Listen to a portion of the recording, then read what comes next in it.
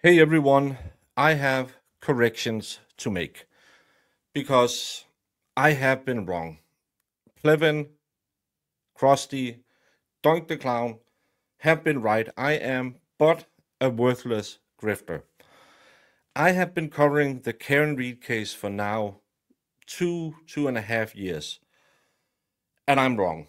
Totally wrong because I made the mistake of believing science. Are you stupid? Science doesn't exist in Canton. I believe the Arca guys, world renowned company that said, ain't no way Karen hit John, ain't no way John was hit by a car. I believe the medical examiner who said it's not consistent with a car. I thought Karen Reed was the victim of a shoddy police investigation and that someone had the idea to pin it on the girl. But I was wrong because yesterday we, thank God, finally got the correct version of the case. Trooper Proctor's family, the lovely family of Trooper Proctor, who never did nothing wrong, came forward with a statement for the first time, even though they might have spoken a little bit before, but this is the first time they ever came forward with anything, and it clearly shows Trooper Proctor is an outstanding guy. In light of the egregious false statement from Karen Reed and her defense team, both inside and outside the courtroom, Michael Proctor's family is speaking out for the first time to address the ongoing misrepresentations of his character and calling for the public to actually look at the facts in this case. I couldn't agree more with the Proctor family. Let's look at the facts. The facts are: every piece of evidence points to Karen Reed did not hit John O'Keefe with a car. Every piece of evidence points to a police investigation that was either deliberately done wrong or they are so incompetent that none of them should be paid by the taxpayers of Massachusetts. Those facts I hope the public will see as well. On January 29th, 14 minutes before his on-call shift was due to end, Proctor was assigned to an unattended death case, and his life was forever changed. Proctor and other investigators followed the evidence, and the jury of the defendant's peers indicted Reed and only Reed for the murder of John O'Keefe. I know this can be a hard concept to grasp if you're not a mega mind like me. If you only point the finger to one person and you go to a grand jury and say, well, we found all this evidence, but we didn't do any real crime scene investigation till hours later. We didn't really find any evidence till weeks later. We didn't do any of the procedures that is in the rule book for how to do the procedures. And it seems like everyone was very biased against the girl that they pinned it on and very pro the family that lived at Fairview. Then it isn't that hard to get a grand jury to indict someone. You might have heard you can get a grand jury to indict a ham sandwich. So, dear Proctors, it's not a big feat to get it pinned on the girl. Despite this, the family says Proctor has been defamed, maligned, and falsely labeled corrupt by the alleged murderer, her family, her defense team, and a mob of her followers. I haven't heard many people calling him corrupt, especially not the defense team. The only thing they alluded to was that gift that someone should have. Through unrelenting propaganda and disinformation, the defense is trying this case in the court of public opinion and painting Karen Reed as the victim with the hope of tainting a jury pool. Yes, it's Karen Reed who is painting herself as a victim. She is a victim because, again, no evidence. And she's the one trying to taint the jury pool. Meatball Morrissey did an unprecedented thing.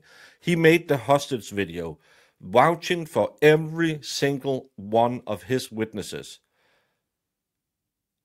In any other state, more than one of those witnesses would have caught perjury charges.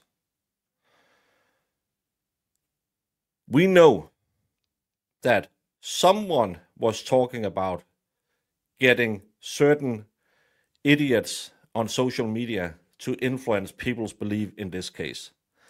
But it's Karen Reed that's trying to influence the jury. At the end of the day, a beloved police officer and honorable man was unalived. Correct.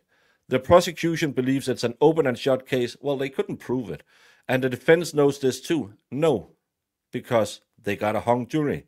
So their tactics is to put my husband, the lead investigator, on trial for sending text on his personal phone to his friends and family, said Proctor's wife. The Karen Reed defense team is unabashedly creating false narratives and distracting the public and potential jurors from a clear-cut evidence. Well, is it just that your husband texted friends and family?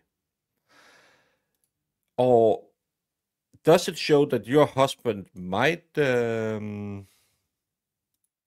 have a bit of a problem, especially with women? Because when I see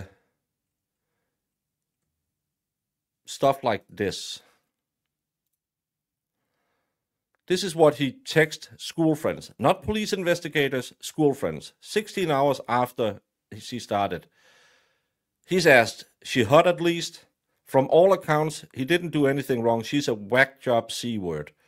Yeah, she's a babe with a weird Fall River accent, though no behind. Not newsworthy then. Oh, she's skating. Zero chance she skates. She's effed. What a wonderful, beloved police officer. 3 days into the investigation. Again, to school friends, not police officers. A photo of Miss Reed being escorted from the state police Milton Barracks. Is that chick a smoke? ? Not back, as Chief would say. She got a leaky balloon knot. It leaks poo. Again, beloved officer who really respects everyone. This is what he writes, David DeChico. If you like women who poo themselves.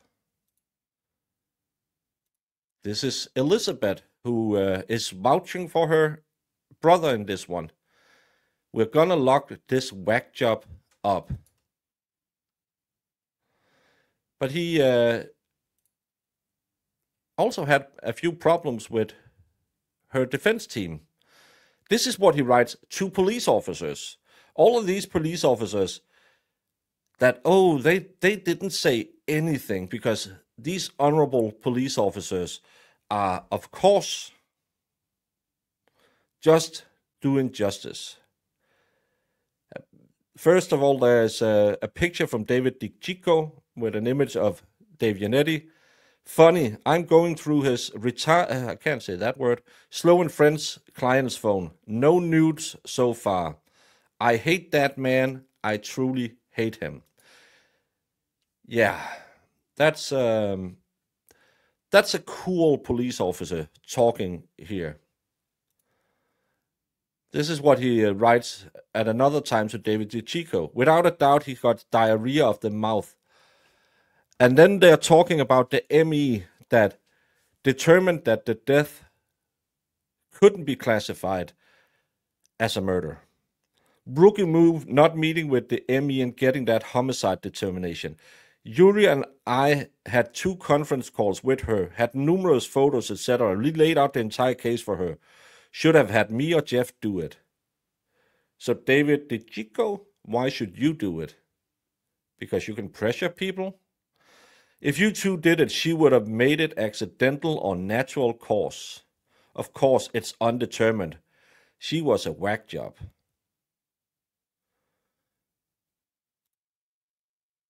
The true victim in this case is Michael Proctor, a man who has apparently a big problem with women. A man who apparently have a big problem following police procedure. The real victim is the man who has now been suspended since the last trial because he had to admit that he not only disparaged, used really inflammatory words about a defendant, he also shared information outside of the police. Do you know that's a big no-no? And now we have it from Special Prosecutor Hank Brennan himself, that Trooper Proctor was the guy who didn't turn over all the videos. If we are to believe Special Prosecutor Hank Brennan, all the videos and the reason why they're coming in now is because Proctor didn't turn it over. But you're right.